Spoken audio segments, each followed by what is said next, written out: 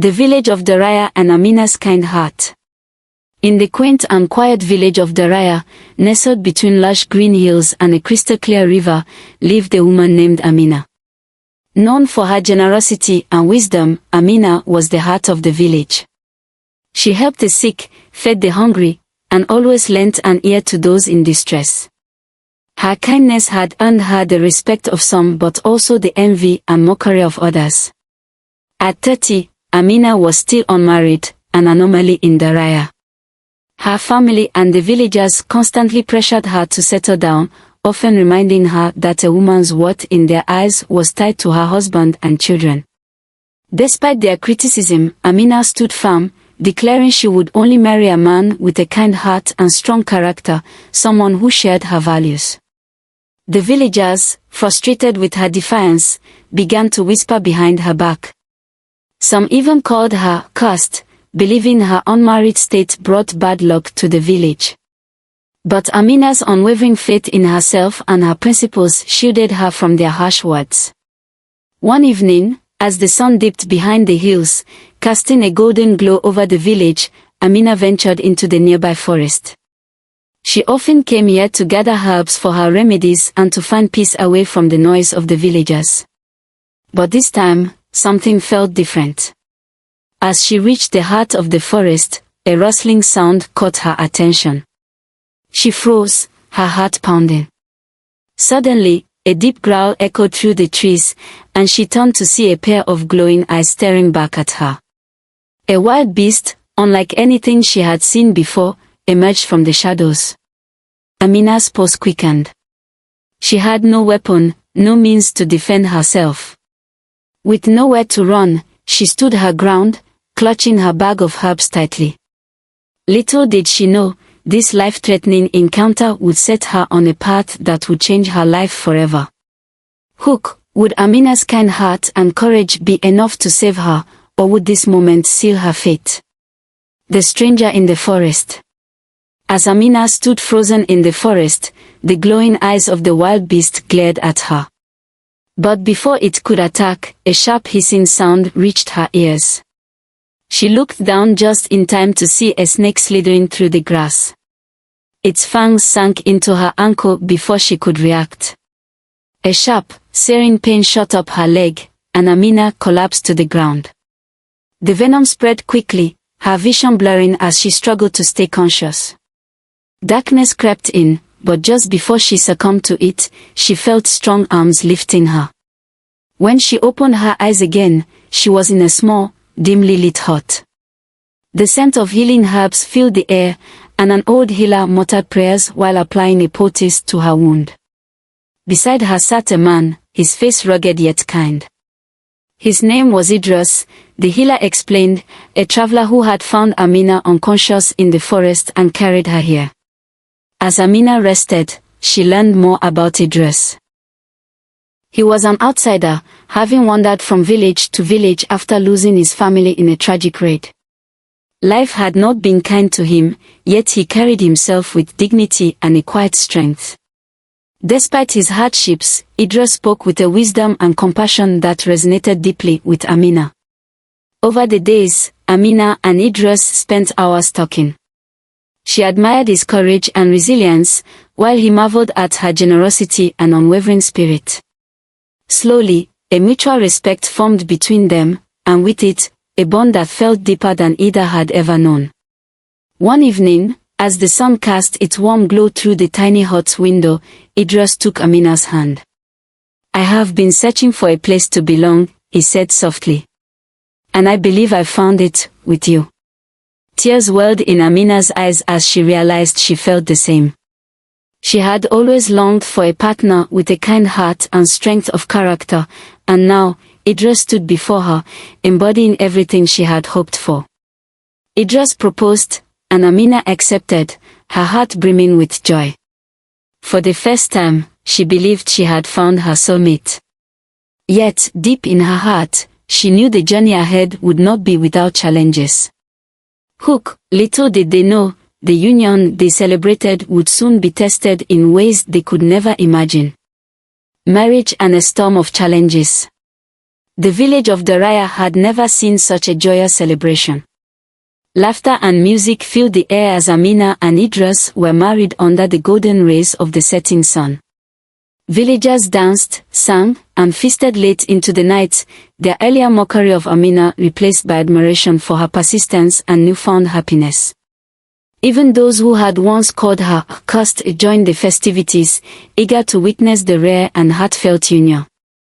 After the wedding, Amina bid farewell to her childhood home and moved into Idris's modest house at the edge of the village. It was a humble yet welcoming space, with walls adorned with handmade tapestries and the aroma of freshly baked bread often wafting through the air. However, the house was not just home to Idris. His widowed mother, Zara, also lived there. Zara was a woman of strong will and sharper words. Though Idris adored his mother and often spoke of her resilience in raising him alone after his father's death, Amina quickly realized that Zara's personality was as fierce as the storms that swept through the hills of Daraya. She was deeply rooted in ancient traditions and rituals, many of which Amina found puzzling or outdated. From the moment Amina stepped into the house, Zara's eyes were cold, her tone cut. Though she greeted Amina with a forced smile during the wedding, her true feelings became evident in the days that followed. She criticized Amina's cooking, dismissed her ideas for managing the household, and openly questioned whether she was fit to be Idris's wife. "You're a village girl with big ideas," Zara scoffed one afternoon when Amina suggested modernizing the irrigation system for their small garden. "But this house runs on traditions, not fanciful notions." Amina tried her best to remain patient, reminding herself of Idris's love and the promise of a peaceful life they had envisioned together. But Zara's disapproval was relentless. When she wasn't openly criticizing Amina, she spent hours in her room, murmuring prayers or conducting obscure rituals that Amina didn't understand. Zara often banned herbs and whispered incantations, her actions shrouded in secrecy. Behind closed doors, Zara began plotting to undermine Amina's position in the household. She spread subtle but damaging rumors among the villagers, insinuating that Amina's modern ways would bring misfortune to their home. She also deliberately misinterpreted Amina's actions to Idris, painting her as disrespectful and dismissive of their family traditions. "I raised you with these values," Zara told Idris one evening when Amina was out of earshot. "And now, this woman comes into our home and ignores them. Do you think the ancestors would approve?" Despite Zara's words, Idris stood by Amina, defending her intentions and asking his mother to give her time. But Zara's resentment only deepened. One night, as Amina prepared dinner, Zara intentionally dropped a clay jar of lentils, shattering it across the floor. When Idris entered the room moments later, Zara pointed at Amina with teary eyes. "She said I was clumsy and useless," Zara lied, her voice trembling with faint hurt. "I can't live like this, Idris." Though Idris doubted the accusation, the tension in the household began to wear on him. He was caught between his love for Amina and his deep respect for his mother. Meanwhile, Amina felt the weight of Zara's hostility growing heavier by the day. Amina prayed for strength and patience, determined to navigate the storm of challenges with grace. But she couldn't shake the feeling that Zara's schemes were leading to something far more sinister, something that could threaten not just her marriage but her very place in Idris's life. Could Amina's love and determination withstand Zara's relentless efforts to drive her out, or would the storm brewing within their home tear everything apart? Zara's malicious plans began. The tension in the household grew thicker with each passing day. Zara's disapproval of Amina was no longer a whispered secret but an open fact. While Idris worked tirelessly in the fields to provide for the family, Zara took every opportunity to paint Amina in a bad light. "She spends her days idling while I manage the household," Zara complained loudly to the neighbors one morning as she swept the courtyard. "She has no respect for her elders or our ways." Though untrue, these accusations began to take root among the villagers. They murmured behind Amina's back, questioning whether she was truly the ideal wife they had celebrated during the wedding. Zara's lies, delivered with the air of a concerned elder, carried weight. At home, Zara's schemes grew bolder. She deliberately left tasks unfinished and blamed Amina for the disorder. When the water in the clay pots ran low, she accused Amina of being too lazy to refill them. If a meal didn't meet her standards, Zara loudly proclaimed Amina's incompetence. Idris, already weary from long hours in the fields, began to feel the strain of his mother's constant complaints. "She's your wife, Idris," Zara said one evening, her voice heavy with feigned disappointment. "You should guide her better. If this continues, our home will fall apart." At first, Idris tried to reason with Zara, defending Amina's efforts. But Zara's persistence began to wear him down. Her words were like drops of water, slowly eroding the rock of his trust in Amina. Zara, however, wasn't content with just words. She turned to the ancient charms and rituals she had grown up believing in. Late at night, when the household was quiet, Zara would sit by a flickering oil lamp, chanting prayers and burning herbs with an intensity that filled the air with a strange, heavy scent. She whispered Idris's name into the smoke, invoking the spirits of her ancestors to cloud his judgment and sway his heart. In the days that followed, Amina began to notice subtle but troubling changes in Idris. The warm, attentive man she had married seemed distant, almost indifferent to her struggles. When Zara scolded Amina or criticized her efforts, Idris no longer intervened. He avoided her gaze when she tried to explain her side of the story, his responses curt and detached. One evening, after Zara had loudly accused Amina of wasting food, Amina approached Idris in their room, her eyes filled with hurt. "Idris, don't you see what's happening? Your mother blames me for things I haven't done. I'm trying my best, but she won't let me succeed." Idris sighed heavily, his eyes avoiding hers. "She's old, Amina. She's set in her ways. Maybe you need to try harder to get along with her." Amina's heart sank. This wasn't the Idris she knew, the man who had defended her against village gossip, who had promised to stand by her no matter what. Now, he seemed more like a stranger, detached and unwilling to see her pain. Unbeknownst to Amina, Zara's spells were working. Idris's heart, once so full of love and admiration for Amina, was slowly being clouded by confusion and doubt. Zara's whispers to the spirits, combined with her constant manipulation, had begun to erode his resolve. Amina refused to give up. She doubled her efforts to win Zara's approval, rising before dawn to complete chores and preparing meals with extra care. But no matter what she did, Zara found fault. The emotional toll began to weigh on Amina, yet she couldn't shake the feeling that something deeper, something unnatural, was at play. One night, as Amina lay awake beside Idris, she noticed his breathing was shallow and restless. In the dim light of the moon, she saw his face twisted in an expression of unease, as if battling unseen forces in his dreams. She reached out to touch his hand, but he pulled away even in his sleep. Tears welled in Amina's eyes as she whispered to herself, "What is happening to us?" Amina suspects something sinister is at work, but can she uncover Zara's malicious plans before her marriage crumbles entirely? Isolation and inner strength. Life in Idris's home became an unrelenting cycle of hardship for Amina. Zara, emboldened by her growing influence over Idris, began treating Amina not as a wife but as a maid. From the crack of dawn until late into the night, Amina was tasked with endless chores, cleaning, cooking, fetching water, and tending to Zara's every whim. "You wanted to be part of this family," Zara would sneer, sitting comfortably as Amina scrubbed the floors. "Now prove you're worthy of it."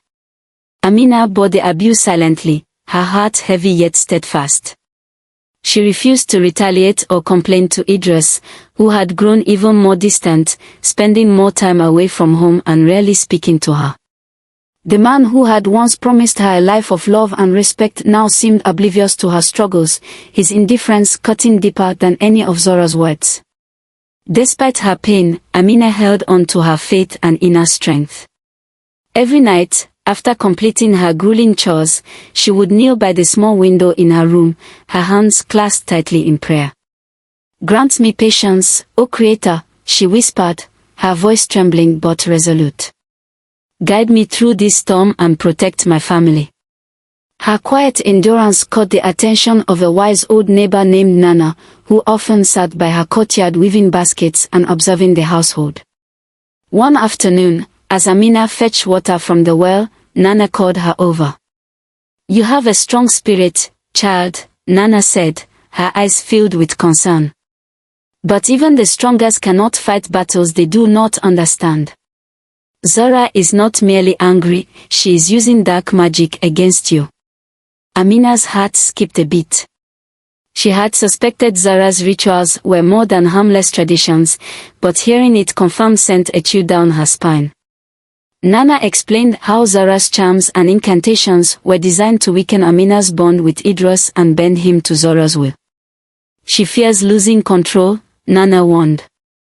"But magic born of malice cannot last forever. Your goodness is your shield, but you must also find a way to protect yourself and your future." Amina thanked Nana for her wisdom, her mind racing with questions and doubts. She had always believed in the power of kindness and patience, but now she wondered if that alone would be enough. She resolved to fight back. Not with anger or revenge, but with love and determination. One morning, as she walked in the garden, a wave of dizziness swept over her. She steadied herself against the fence, her hand instinctively moving to her stomach. A strange warmth filled her, a sensation she couldn't explain. Later, when the healer confirmed her suspicion, Amina's heart swelled with joy. She was pregnant. The news was like a ray of light piercing through the darkness that had engulfed her life. For the first time in months, she felt a renewed sense of purpose. Her child would be her strength, her hope, and her reason to endure. Amina vowed to protect her baby from the negativity and manipulation surrounding them. She knew that Zora would not welcome the news warmly, but Amina no longer cared. This child would be her anchor, the symbol of her love for Idris and her unwavering faith in a brighter future. As Amina prepares to protect her unborn child, Zora senses the shift in her strength and begins plotting her most dangerous scheme yet. Will Amina's newfound hope be enough to face the looming threat? Zora's darker schemes. The news of Amina's pregnancy sent ripples of change through the household, though not all were positive. When Amina shared the news with Idris, his reaction was muted, his eyes clouded with a strange detachment. While she longed for his joy and support, his words were mechanical, as though spoken out of obligation rather than excitement. Zora, however, was anything but indifferent. She overheard Amina's quiet announcement to Idris late one evening. While Amina's voice trembled with hope, Zora's expression darkened.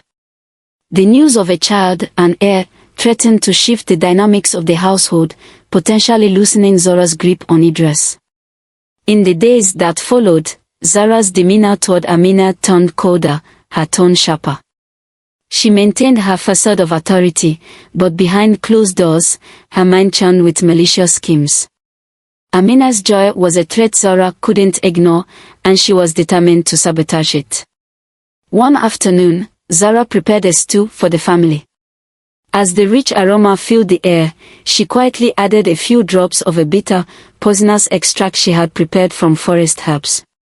Her intent was cruel and calculated, enough poison to harm the unborn child but not to take Amina's life. However, fate intervened. Amina, exhausted from her chores, felt unwell and decided to skip the meal. Zora watched her retreat to her room, frustration flashing across her face as Idris unknowingly ate the tainted stew. Zora realized she would need to escalate her efforts if she hoped to succeed. That night, under the cover of darkness, Zara turned once more to her dark rituals. In the dim light of her oil lamp, she chanted incantations and burned herbs, her voice low and deliberate. This time, her goal was more sinister. She cast a spell to delay Amina's labor indefinitely, intending to weaken her body and spirit until neither she nor the baby could survive. Over the following weeks, Amina's health began to deteriorate. Her once vibrant energy waned, replaced by constant fatigue and a gnawing sense of unease. Her pregnancy, which had filled her with so much hope, now felt like a burden she could barely carry. Nana, the wise neighbor, noticed Amina's pallor and urged her to rest, but Amina couldn't ignore her responsibilities. Zora ensured the household tasks remained endless, giving Amina no time to care for herself or prepare for her baby's arrival. As the days turned into weeks, Amina's fear for her life and her baby's survival grew. She noticed her body was not responding as it should, no signs of labor, no natural progression of her pregnancy.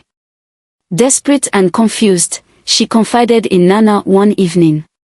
"There's something wrong," Amina whispered, tears streaming down her face. "I feel as though my body is betraying me, and I don't know why." Nana placed a comforting hand on Amina's shoulder. "It's Zara," she said firmly. "I've seen her rituals. She's using her dark magic to harm you and your child. But there is still hope, my dear. Magic rooted in hatred is fragile.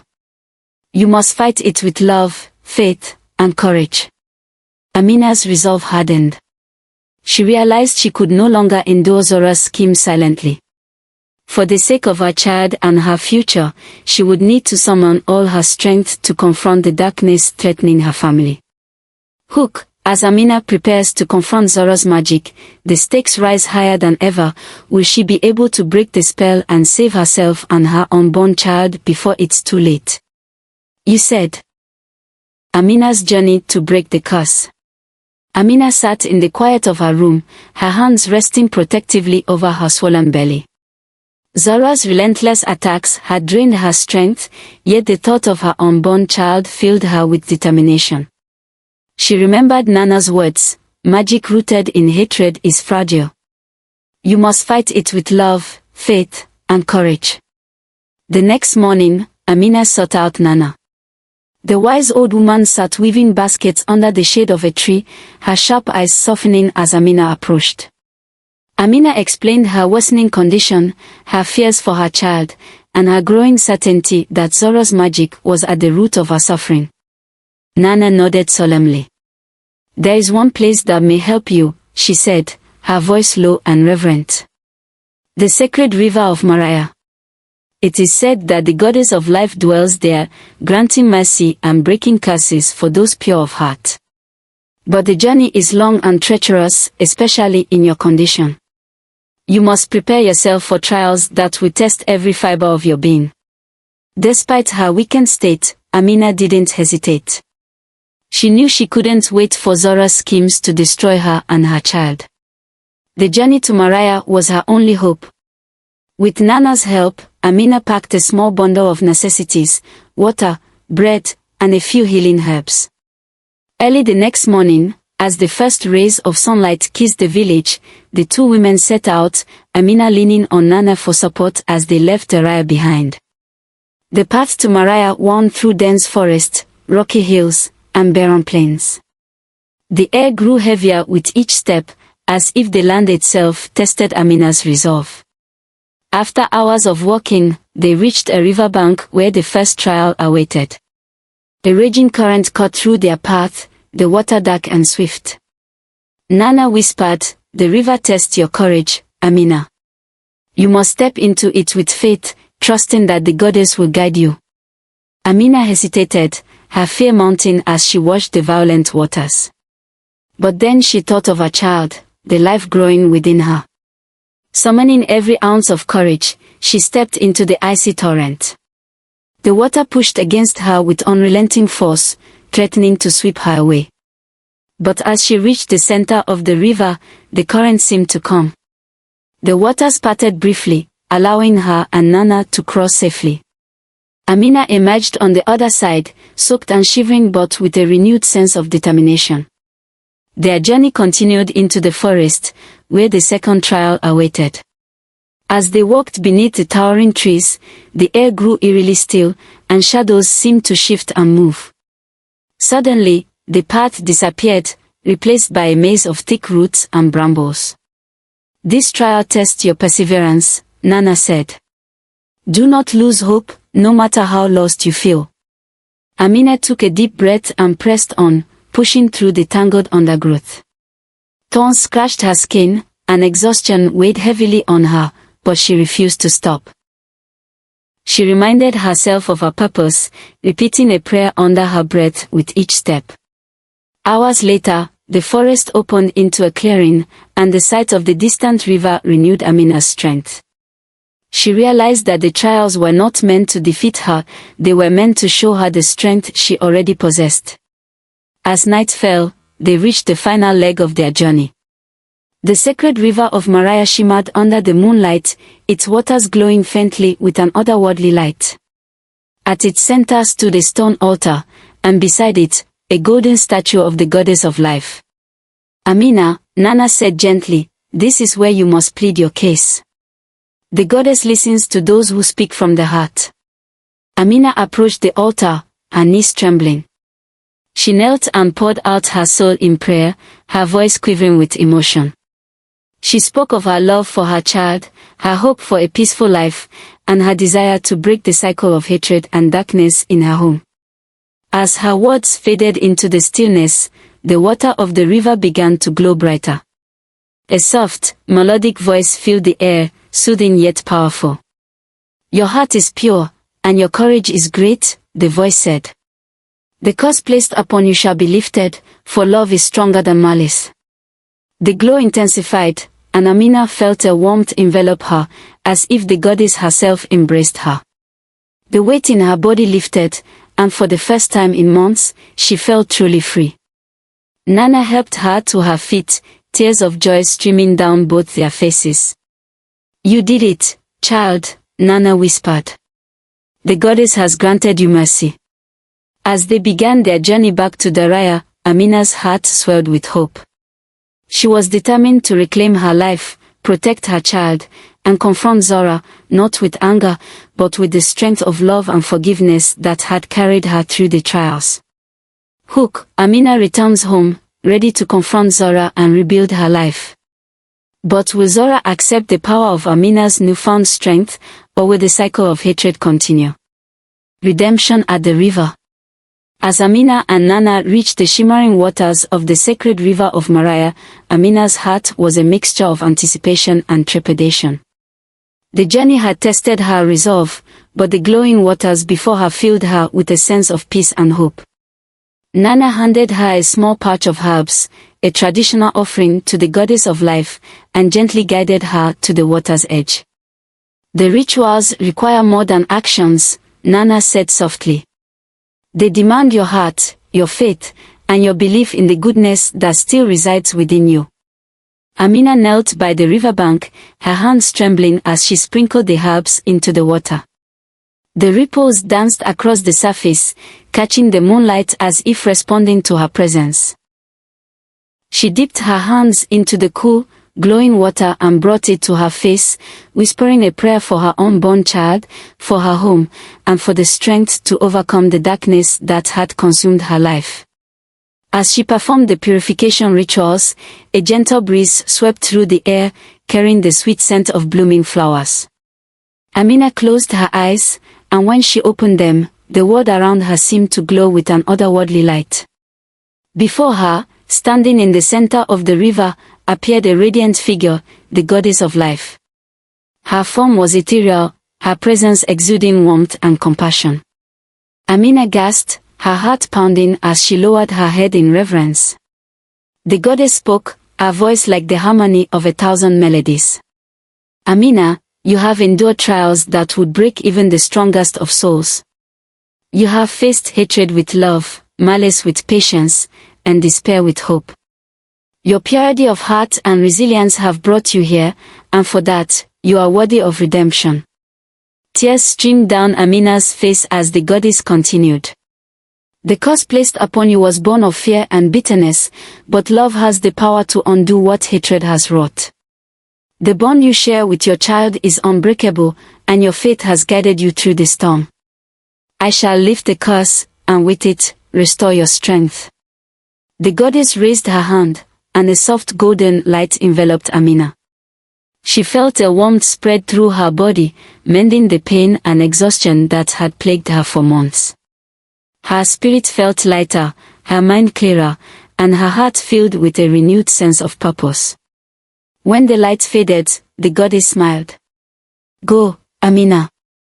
Return to your home and face the darkness with the light you carry within. You are stronger than you know. With those words, the goddess vanished, leaving the river shimmering in her wake. Amina stood, her body invigorated and her soul at peace. She turned to Nana, who was waiting at the riverbank with a proud smile. You did it, child, Nana said. The goddess has blessed you. Now it is time to take that strength and transform your life. The journey back to the village was filled with a quiet determination. Amina felt no anger toward Zora, only a sense of clarity. She would not allow hatred or bitterness to define her life. As the village of Daraya came into view, she resolved to confront Zora, not as an enemy but as a woman determined to reclaim her home and protect her family.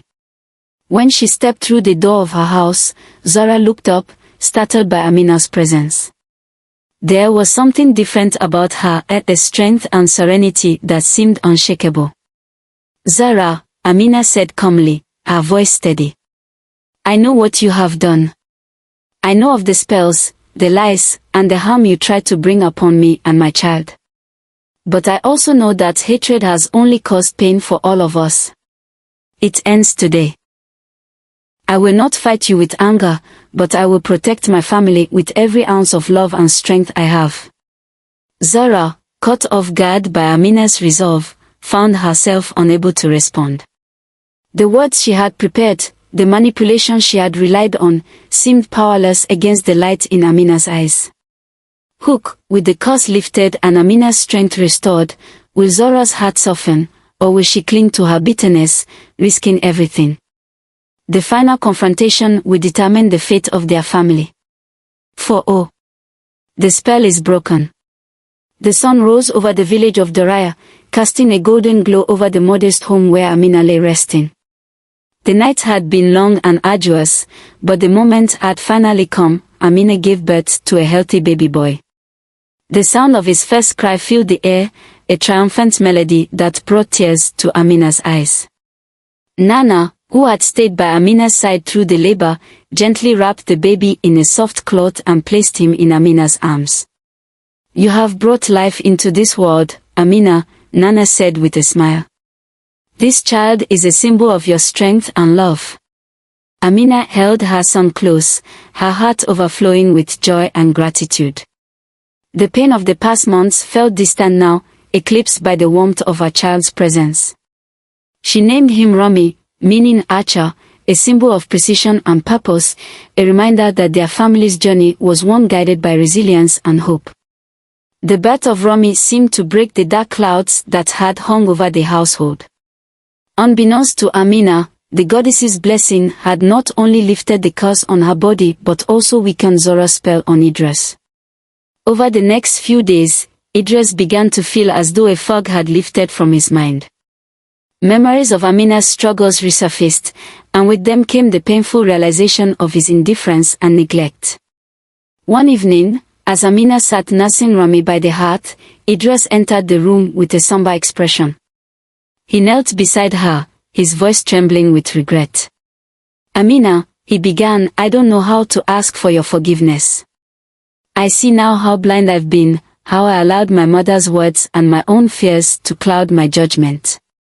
You've endured so much, and I failed to stand by you when you needed me most. Amina looked at him, her eyes filled with both pain and understanding. Idris, I prayed for this moment, not for an apology, but for us to find our way back to each other. We have a son now. Let's build a life he can be proud of. Idris nodded, tears streaming down his face as he vowed to make amends and protect their family. But there was one final confrontation that needed to take place. The next morning, Idris approached Zora, who sat in the courtyard weaving her usual web of schemes. Her sharp eyes narrowed as she saw the resolve in her son's face.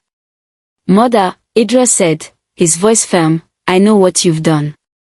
I know about the lies, the poison, and the spells you cast to tear Amina and me apart. You manipulated me, and I allowed it, but no more. This ends now." Zora's hands trembled, her facade of control slipping. "I did what I thought was best for you," she said defensively. "That woman was changing everything. She is my wife and the mother of my son," Idris interrupted, his tone unwavering. "You didn't act out of love or concern, you acted out of fear and bitterness. I cannot allow you to stay in this house if your heart is filled with such malice." Zora's face fell as Idris's words sank in.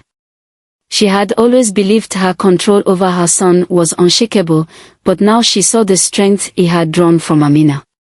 For the first time, she was confronted with the consequences of her actions. "Leave this house, mother," Idris said firmly. "Not because I don't love you, but because I love my family. If you can find it in your heart to change, to let go of this hatred, we will welcome you back. Until then, this home must be a place of peace." Tears welled in Zora's eyes, but she said nothing. She gathered her belongings and left the house, her footsteps heavy with the weight of her choices. As the door closed behind her, Amina joined Idris, Romy cradled in her arms. Idris placed a hand on her shoulder, his gaze steady. "This is a new beginning for us," he said. Amina nodded, feeling a sense of closure and hope for the future. Together, they stood as a family, ready to rebuild their lives with love, forgiveness, and the strength that had carried them through the darkest of times. With Zora gone, Amina and Idris embark on a journey of healing and renewal. But will Zora find redemption, or will her bitterness lead her down an even darker path? Zora's downfall. As Zora walked away from Idris and Amina's home, bitterness and humiliation consumed her. The son she had raised, the one she had sacrificed so much for, had cast her out. Her heart, once hardened by jealousy and fear, now festered with a desperate desire for revenge. In her solitude, Zara retreated to an abandoned hut at the edge of the village. She surrounded herself with her charms, talismans, and books of forbidden spells, determined to unleash one final act of vengeance upon Amina and her family. If she couldn't have control, she would see to it that they suffered. Late one night, Zara prepared the most powerful curse she had ever attempted. It was a spell of ruin, meant to strip Amina and Idris of their happiness and bring endless misfortune to their home. Zara worked feverishly, her hands trembling as she chanted incantations and burned rare herbs. The air grew thick with the scent of smoke and the weight of her malevolence. But Zara's desperation blinded her to the dangers of such magic. The spell she attempted required a purity of purpose, even for dark intentions, and her heart was tainted with hatred and pride. As she completed the ritual and uttered the final words, a sudden and violent gust of wind swept through the hut, extinguishing her candles and scattering her tools. Zara gasped as the air around her seemed to pulse with an ominous energy. The very forces she had tried to manipulate turned against her. The curse she had intended for Amina and Idris recoiled, its power unraveling and redirecting itself toward its creator. A sharp pain shot through Zara's body, and she collapsed to the ground. When she regained consciousness, she found herself weak and trembling, her once commanding presence reduced to a shadow of its former self. She tried to call upon her magic, but it was gone, it stripped from her as punishment for her misuse. The villagers soon learned of Zora's failed curse and the consequences it had wrought. Her years of deceit and malice came to light, and the people who once respected her wisdom turned their backs on her. They saw her as a cautionary tale, a woman who had let her bitterness and desire for control lead her to ruin. Zora, now powerless and abandoned, wandered the village outskirts in isolation. Her pride kept her from seeking forgiveness, but deep inside, she felt the weight of her choices. The echoes of Amina's words, spoken with strength and compassion, haunted her. This hatred has caused pain for all of us. It ends today. Meanwhile, Amina and Idris continued to rebuild their lives, their home filled with love and laughter. Romy grew stronger each day, a symbol of their resilience and unity. They chose not to dwell on Zora's actions but instead focused on creating a future free from the shadows of the past. Occasionally, Amina would think of Zora, her heart softening with a mix of pity and hope. Though Zora's downfall was of her own making, Amina wished for her to find peace someday.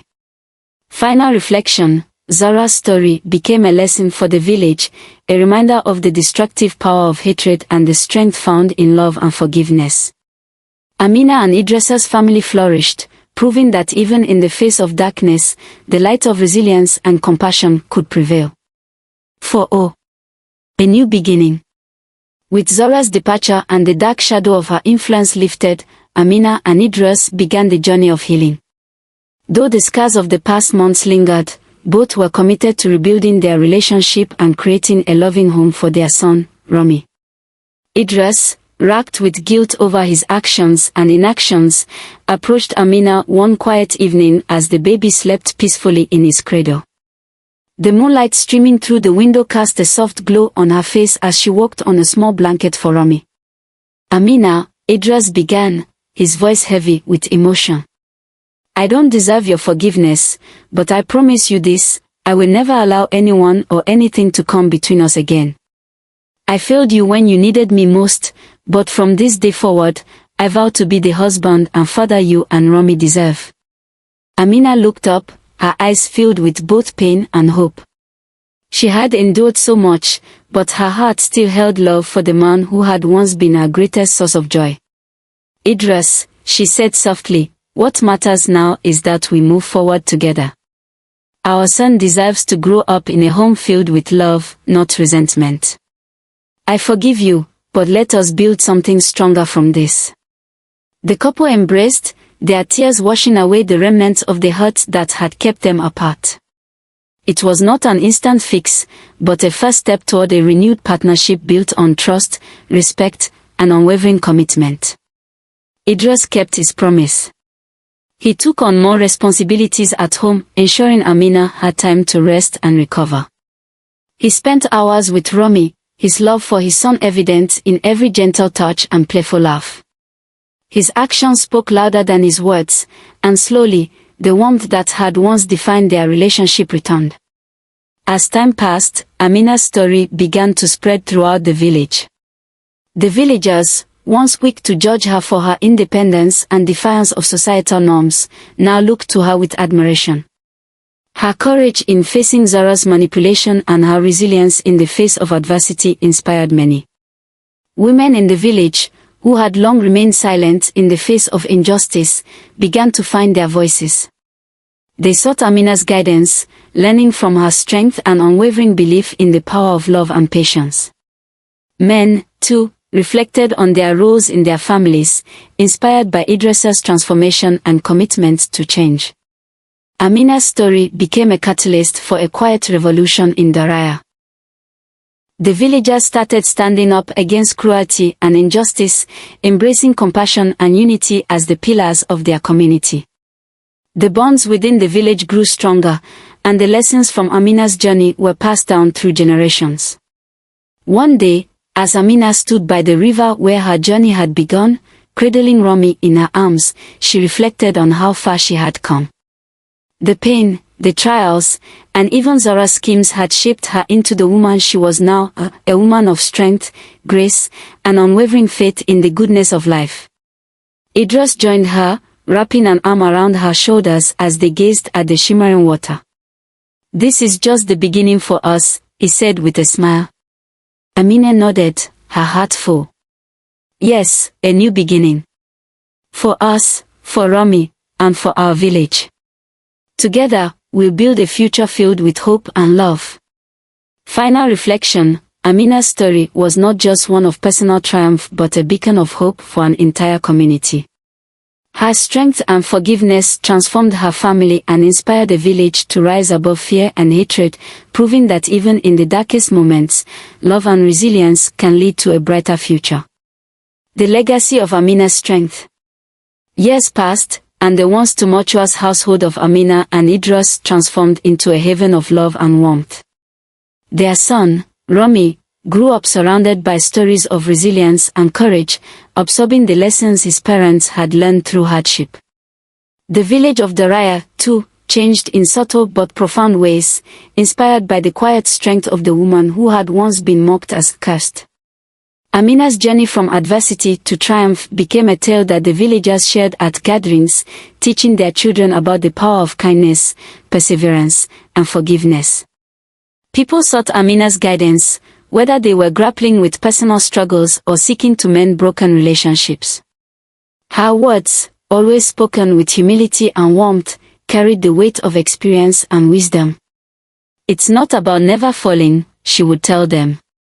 "It's about rising each time, stronger than before, and choosing love even when hate seems easier." The villagers began to honor Amina's contributions to their lives. During the annual festival, they gathered to celebrate her strength and bravery. They presented her with a beautifully crafted tapestry depicting the river of Maria, the symbol of her redemption and the source of her strength. Amina, ever humble, accepted the honor with gratitude but reminded them that her story was not hers alone. "I am just one thread in the fabric of this village," she said during her speech. "It is our unity, our shared love and hope that makes us strong." One quiet evening, as the sun dipped below the hills, casting a golden glow over their home, Amina sat with Rami by the hearth. He was now a young boy, curious and bright-eyed, full of questions about the world and his family's past. "Mother," Rami asked, "why do people say you're the strongest woman in the village?" Amina smiled, her heart swelling with pride and tenderness. She placed a hand on Rami's shoulder and said, "Let me tell you a story." For the first time, Amina recounted her journey to her son, sparing no detail. She spoke of the trials she had faced, the pain she had endured, and the love that had carried her through it all. She told him about the sacred river, the goddess's blessing, and the strength she found within herself when all seemed lost. As Rami listened, his eyes filled with wonder, Amina ended with a gentle yet powerful reminder, "Life will challenge you, my son. But no matter what comes your way, always believe in yourself, stand up for what is right, and never let bitterness take root in your heart. Kindness and love are the greatest strengths you can ever possess." Rami nodded, his young mind absorbing her words. "I'll make you proud, mother," he said earnestly. "You already do, Rami," Amina replied, pulling him close. As the stars began to twinkle in the night sky, Amina looked out at the village she had helped transform. Her heart was at peace, knowing that her story would live on, not just through her son but through the lives she had touched and the lessons she had taught. Final reflection: Amina's legacy was one of resilience, love, and the unyielding power of hope. Her journey, once filled with trials, became a beacon of light for others, a testament to the strength that lies within each of us to rise, forgive, and build a better world. Her story, passed down through generations, reminded everyone in Daraya and beyond that even in the face of darkness, goodness will always prevail.